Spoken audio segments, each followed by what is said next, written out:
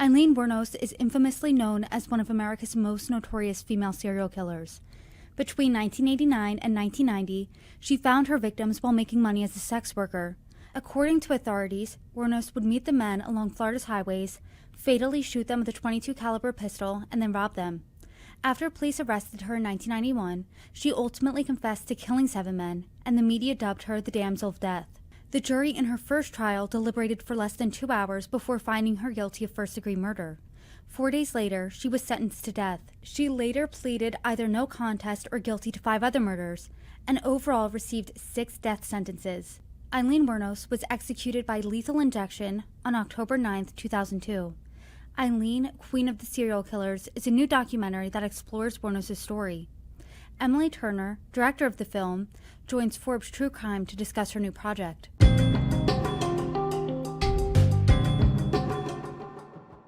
Hi everybody, I'm Brittany Lewis, the host of Forbes True Crime. Joining me now is Emily Turner, director of Aileen, Queen of the Serial Killers. Emily, thank you so much for joining me. Hi, thanks for having me. Your documentary tells the story of Aileen Wuornos, who is arguably the country's most notorious female serial killer.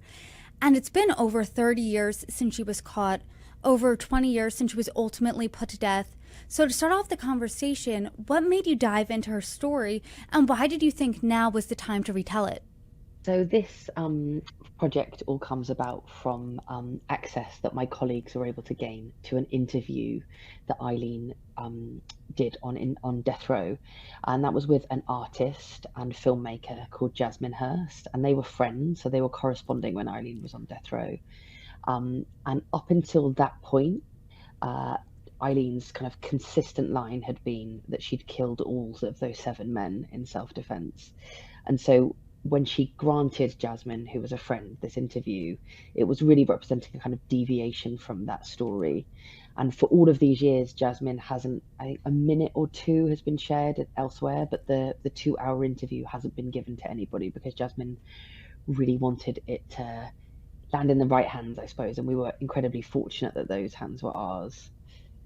And so I guess my next question would be, how did she trust you with that footage? Because like you said, I mean, this was a never before seen conversation. Aileen Wuornos was on death row. And when you see this conversation, I mean, it's definitely a new side to Aileen that I think the entire public has never seen or never even thought about before. For sure. Yeah. I mean, in documentary filmmaking, it's often about trust and about the relationships we're able to cultivate with people to entrust us with their story, and that's a kind of privilege and responsibility that lays pretty heavily on your shoulders as a filmmaker.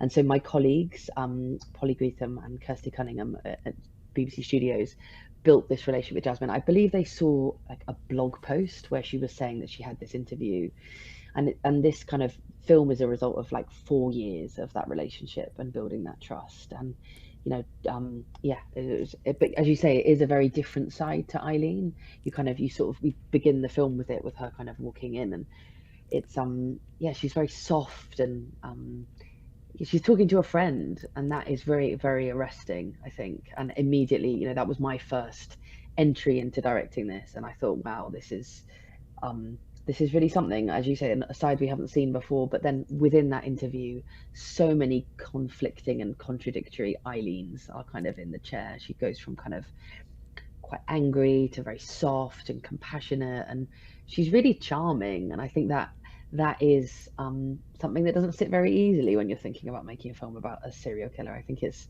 so much easier in life for us to kind of have these boxes that we put people in, and I think so many people with this story kind of discount her as being a cold-blooded, premeditated killer, and this interview kind of flies in the face of that characterization. And I think that's a really important distinction, because she did come off in that conversation as warm, as friendly, but she's been portrayed as, like you said, a cold-blooded killer. It would be easier to characterize and see her that way. I mean, what surprised you the most through all of your learning about Aileen Wuornos? I think like weekly, so the process starts, so weekly I'd kind of go from feeling, goodness, she's, chilling the way she's recounting these things, or the kind of thinking about the crime scenes and how much this victim suffered. And then I'd go the next week to watching her incredibly searing testimony on the stand in the only trial that she faced, talking about sexual assault. And I would almost swing like a pendulum in how I felt about her. And that was the experience that we, as a largely female creative team making the film, shared. And we find ourselves at different points of it and have really interesting conversations. And so I think what's most surprising is, 2 years out from starting the project, I remain to have these questions unanswered about who she was. And I think that's such the antithesis to how we live our lives on the social media age, isn't it? Where things are like quick fix and there are rights and there are wrongs and there are binaries. And actually, what I really wanted for this film was to kind of occupy some of that grey space. And what do you think is that biggest question that is still in your head after spending years with this footage? A lot of it never before seen footage, a lot of conversations with police, with Aileen herself, with people that knew her from childhood onward. I mean, what's your biggest question still? I guess the truth is so hard to grasp in this case because both with like the crimes themselves, there was Aileen and the victim, and neither party are here. I think the questions around Eileen's personal relationships in her life, some people, so it remains to be, the truth is kind of held by individuals, and so the actual facts of the case are really hard to divine with any certainty. But I guess the biggest and haunting questions are, for me, are whether or not something like this could happen today. I mean, we don't tell the true crime procedural story in this film. That's very much being told. The police officer kind of walks us through the cases, but what our focus is on her treatment, both in the media. This story occupies a very interesting time in our kind of true crime obsession, but also in the hands of the criminal justice system. And so I guess the question that I have and that I hope people reflect on is kind of, if this could happen today, the same thing.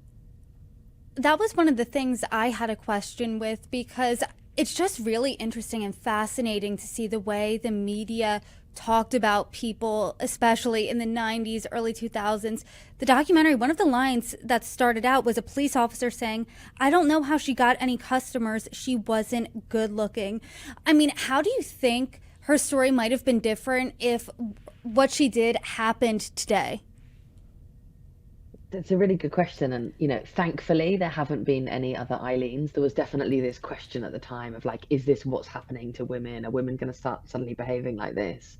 And so we don't know if that would happen today because it hasn't happened again. But yeah, it's really interesting how the fixation is so on what she looked like and her physicality. And I think as women, that is often the experience and the way that female stories are told. It's interesting looking back on, Charlize Theron's incredible Oscar-winning portrayal of her, but so much of the press is entirely centered on Charlize Theron's physical transformation. And isn't it incredible that she put on weight? Isn't it incredible that she shaved her eyebrows and was ugly? And and lots of the coverage around the film doesn't really grapple with the story and how beautifully that was told by the performances and Patty Jenkins, but it's what she looks like. You mentioned Charlize Theron, and I actually watched Monster, her Oscar-winning performance of Aileen Wuornos, before I watched your documentary, and there have been loads of documentaries and books and podcast episodes all telling Aileen Wuornos' story, but I think something that differentiates your project from those is that you are exploring the potential why Aileen did what she did. And Aileen said she turned into a serial killer, but when she's talking about with Jasmine her past and enduring sexual assaults and her really tragic childhood, she's talking about that really flippantly. It's almost like she's talking about what she ate for lunch the day before or something like that. And then you also in the documentary have a conversation between Dawn, one of Eileen's childhood friends, and the filmmaker Jasmine about how they felt what happened to Aileen in her childhood paired with the sexual assaults that she endured really contributed and were some of the driving factors as to why she did what she did. What do you think? What do you think about the why there? It's really interesting that you make reference to how flippant and how she glosses over her childhood in that way. Because I think when I first sat with watching the interview, I kind of was like, how do you, it's so throwaway. And I think what we now understand is what the impact that trauma has, right? And I think Aileen was so resistant to this idea that she was seen as a victim. And I think had she been a bit more comfortable with that, I think perhaps, we wonder if maybe her understanding and the sympathies for her might have been slightly different.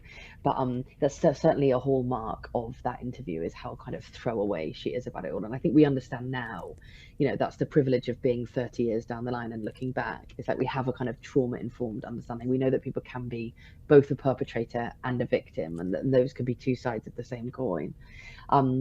The why, as I say, is just so hard to get to grips with, but in terms of like why she behaved like that, I think many people say lots of people were abused and they don't go out and commit murder in that way. But I think trauma feels like a really big word to try and kind of unpack and understand. And some of the voices that, we had in the film really helped us kind of understand her. But also I think people tend to fall into two camps about Aileen. They're either conceiving of her as I said, this kind of premeditated, as the prosecutor in the film, John Tanner, very much typifies that. She was taking everything from these men and she took their lives. And then also people can see her as like a hapless victim who life happened to.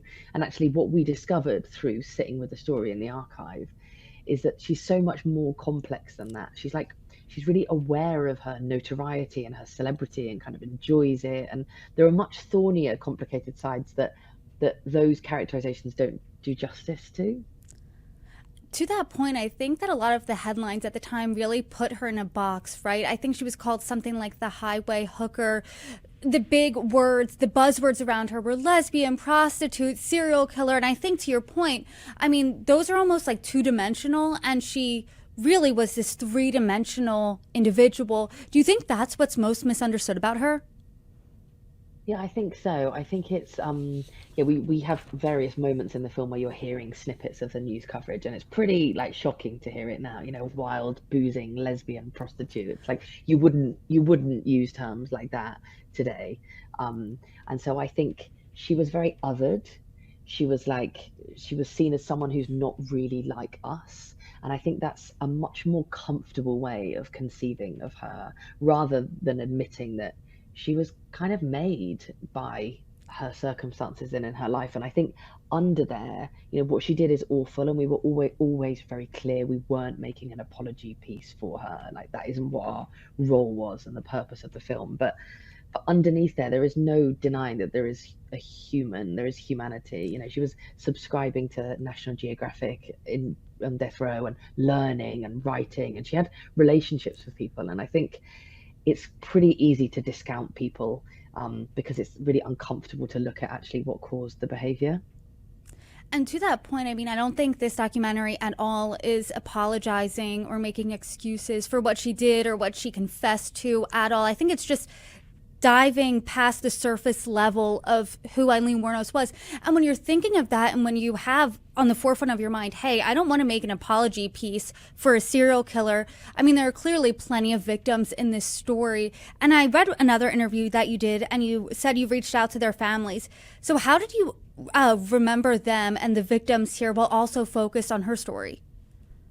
Yeah, I think as a filmmaker, you often, and I guess as a journalist too, you have to choose the story that you're telling, right? And I think we could have gone 100 different ways, but this film very much started with the Jasmine interview and this key to kind of unlock an understanding of Aileen. And so it would have been disingenuous of us to have tried to fit, there's 7 different victims with 7 different stories, 7 different crime scenes. Like, we didn't want to soundbite any of those families' trauma and kind of elbow them into the film. Like, what we were telling was this story about Aileen, and so we tried to do it with grace and thought for those victims' families, but we were clear that this was the story that we were telling. And those are the kind of difficult choices. There's no kind of manual for filmmaking. You have to use your own kind of moral compass and sense of what you're doing. But we didn't want to try and jam in those victims' family stories without doing them justice.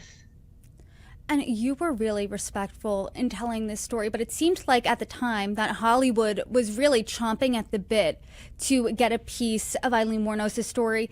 And she received so much media attention. It's really interesting just how aware she was of that. I mean, a producer said Eileen realized that and she was acting like Faye Dunaway. She whispered to the filmmaker something to the effect of, "You guys are going to make millions off of this." What did you make of the fact that she was just so aware of the true crime industry even back then? Yeah, it's a really interesting like moment in time in terms of the appetite for true crime stories. So the major American networks are making their TV of the week, TV movie of the week, and I think Spielberg's making his first movie in this space, and they are getting like millions and millions of viewers, it's really kind of the Wild West in terms of the deals that are being done and the way that cops are speaking to producers, and so this story was like it was kind of unbelievably rich in terms of how exciting it was, not for everybody. Um, and so for me, her awareness of that kind of is quite sad and quite tragic because it was really honestly I think the first experience she had in her life of being listened to and of being somebody. And I think that holds a really horrible mirror up to the world that she grew up in, really, that as a kid she's kind of telling people these things are happening, and no one's really listening, and I think at various points was trying to stop her hitchhiking, according to the accounts you read, and but it's really only when she did this that she became someone, and I think that's something pretty sad about the story as far as I'm concerned. And to your point earlier, it was really tough as a viewer, and I'm sure even more so as the director here, to sit with, a lot of uncomfortable truths about her, that she had this tragic life, yet she did something horrific, and feeling bad for her until you remember exactly what she did, and then her recanting and saying that she lied about certain aspects of her story. And I know you said that this was like a pendulum shifting back and forth, but how did your perspective, I guess, of her change throughout from start to finish here? Yeah, I'm really glad that that was your experience of watching it, because that was definitely like an intention of making the film, was wanting to take people on the kind of journey that I remember sitting down with the Jasmine interview and feeling both moved by her, but also, at certain points when she's going through them all and feeling a bit disturbed by it and a bit unsure about her, and then watching that testimony that she gives about the sexual assault with Richard Mallory, and then finding out that bits of that might not be true, and just feel, yeah, I wanted to take people on, and I'll tell you where I am now. Like there are still things that I'm not really sure about, except that I don't think she was premeditated and planning. I think to understand her story is to understand what repeated abuse does to somebody. And we understand now that you can be both a victim of something and a perpetrator. And she just defies putting in these boxes. And that's why she's such an interesting person to make a film about. I know, and like we've been saying, very interesting, very three-dimensional. If you had to describe who Aileen Wuornos is, how exactly would you do that then? Yeah, I think she's just a complete contradiction. But I think ultimately, um, yeah, we all bring so much of ourselves to our understanding of her, don't we? I think as a woman, you respond to her in a certain way, as depending on your politics and your religion and but it's really hard today in a kind of post Me Too world, an understanding of what the impact of, serious, her life reads like the worst kind of Dickensian childhood story, and just a number of rapes and sexual assaults. It's really hard not to have some sympathy with her, notwithstanding feeling, I don't want to excuse what she did, but yeah, I think I would have found it hard to have spent so long with the story had I not had, some sympathy for her. And as a director, how is this project different than anything you've ever worked on? I've never worked on something that's been quite so covered before, a story, and I think it felt even more important to kind of grapple with the purpose and the why for doing it. I'd never done anything with archive before. Always done filming, interviews, often sit down, more conventional filmmaking. But there was just something about being in the archive and in the 90s that we really wanted to, as I say, give people the experience we'd had from doing the research. And I don't know, I feel personally with true crime, like there are so many conventions, aren't there, and so many tropes, like the kind of sit down interview like we're doing here, or the dramatic recon, or and I just wanted this to feel very different, and for the voices to complement the footage and allow people to really, I think audiences are intelligent, and I think we all bring our own experience things. So I didn't want our hands as filmmakers to be pulling people out of moments. And I knew from my last film that I'd made that when you record interviews with people just with audio, it's a very different interview that you get. And that's what we did. We filmed, I was really clear that I didn't want to film or interview people who'd spoken loads about this case, because you could tell when people have talked in many documentaries, they kind of have the lines and they're very good at talking, and I wanted them to feel conversational, to feel confessional and intimate, and for them to play under the footage. So in the interviews I often got people to watch like quite long unedited raw bits of footage, and lots of the lines that you can hear in the film, like the beginning that you've referenced, is actually just the police captain responding in the moment to watching footage of her. I wanted it to feel different, given that the story's been told so much. I just wanted our approach to feel very fresh. It did feel like, because you used the audio only instead of sit down interviews, that you were almost, as a viewer, listening in on a conversation. It felt like they were probably revealing more than they would be if they were aware maybe more of the camera. And I am curious, because this story has been told a lot, did you watch that, or did you watch those documentaries? Did you listen to those podcasts? Or did you say, I know this story, I have my footage, and I'm kind of putting my blinders on? I think at the beginning I watched everything. I think I watched 30 documentaries about Aileen. I read 4 books. There's a titan of British documentary filmmaking, Nick Broomfield. It was like a lot, as someone who looked up to him a lot, to make films that that he'd made in that territory. But you do have to park that at a certain point and go, okay, I know in my head what's been made, and now I'm going to concentrate on the film that is revealing itself to us. And that's what the Jasmine not only did we get the Jasmine interview, but we also got this, she gave us very kindly all of the letters that she and Aileen had written, and also loads of her own footage. And so we were really there were lots of clues. Those were the clues on the way to how to make the film. Was, this story has been told loads, but never in such a personal way. Jasmine really brought herself to the story in terms of going over again to watch Eileen's execution, and it felt like this was a real personal telling of the story. And so, yeah, the writings were kind of on the wall about how to make it differently. And Aileen, Queen of the Serial Killers, is out now on Netflix. Emily Turner, thank you so much for joining me. You're welcome back anytime. Thanks. Thank you for having me.